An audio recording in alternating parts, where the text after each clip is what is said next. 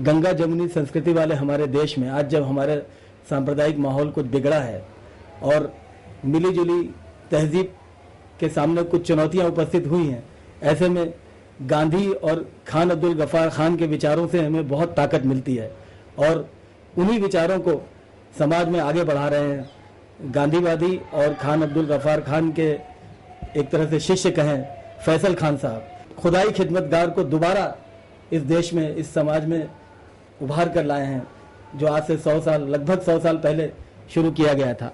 तो आइए फैसल खान साहब से पूछते हैं कि आज इस चुनौती भरे माहौल में हिंदू मुस्लिम देश में सांप्रदायिक सद्भाव कैसे कायम किया जाए।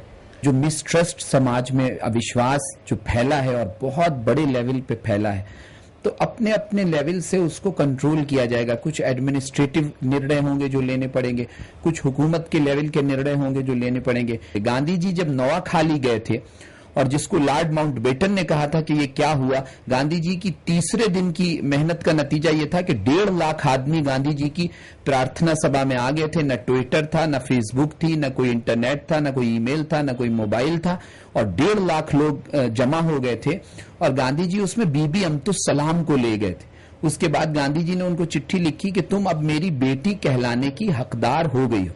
तो ऐसे लोगों की हमें कमी बहुत महसूस होती है। हमें सबको मिलके इस चीज पे सोचना है और ऐसे अफराद को आगे लाना है जो इस सबसे लड़ने के लिए तैयार हों। ये मेरा कार्यक्षेत्र है। बाकी जो हुकूमत के लेवल का है, मुझे लगता है कि अब कम्युनल प्रिवेंशन एक्ट, जो ये सांप्रदायिकता निवारण बिल है, इसके अब आने का बहुत, जो हमारी नेशनल इंटीग्रेशन काउंसिल की बैठक होने वाली है, मैंने कल ही उनके सारे सदस्यों को, प्रधानमंत्री जी को भी चिट्ठी लिखी है कि आप इस बिल पर कोई फैसला तुरंत लीजिए। फैसल भाई, जैसे आपने बताया कि जरूरत इस बात की है, आज चैलेंज ये है कि सेक्युलर माइंडेड ज्यादा से ज्यादा लोग दंगों की आग में भी सीना तान के खड़े रहें और सांप्रदायिक सौहार्द को बढ़ाएं, पर यह काम जल्दी तो होने वाला नहीं है। तो ये लॉन्ग टर्म भी एक इसका एस्पेक्ट है।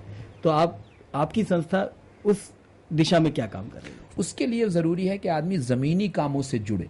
अगर आप सिर्फ बयानबाजी का एक्टिविज्म करेंगे तो आप सिर्फ, आपकी बात तो अखबार में आ जाएगी, मीडिया में आ जाएगी, लेकिन उसकी कोई अपील नहीं होती है। मुस्लिम तबके में आपके काम की कितनी एक्सेप्टेंस? हम लोग ने जो तय किया कि हम इनको जबान से जवाब नहीं देंगे, अपना काम करके दिखाएंगे। तो अब हमने देखा कि मुस्लिम समाज में हमें थोड़ी एक्सेप्टेंस मिलने लगी है। सामाजिक कार्यकर्ता, खासतौर से कम्युनल हार्मोनी का जो काम है, इसमें हमें दिल बड़ा करने की जरूरत है, बड़ा सेमिनार करने की जरूरत नहीं है। तो हम लोग उसके लिए पदयात्राएं करते हैं, पर्चा बांटते हैं, इंटर डायलॉग बात करते हैं, युवाओं के शिविर करते हैं, और हमें लगता है कि जो हम लोग तरीका अपना रहे हैं उसमें हमें कुछ अचीवमेंट्स भी लगते हैं। सत्याग्रह, अहिंसा और नॉन वायलेंस, ये बहुत ज्यादा इस्लाम के साथ आइडेंटिफाइड टूल्स नहीं है, ऐसा लगता है। ऐसा होगा नहीं तो इसको कैसे लोग मानेंगे कि ये इस्लाम भी इसको इसी की बात करता है? नहीं, व तवासो बिल हक व तवासो बिल सब्र,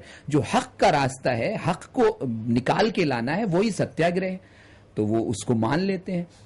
फजल भाई, आपको क्या भरोसा है कि जो अभी टूटा है विश्वास मुजफ्फरनगर में और आसपास, ये जल्दी कायम हो पाएगा? मुझे लगता है कि ये 4 दिन में इसको हम रिस्टोर कर सकते हैं, दिलों के जोड़ सकते हैं।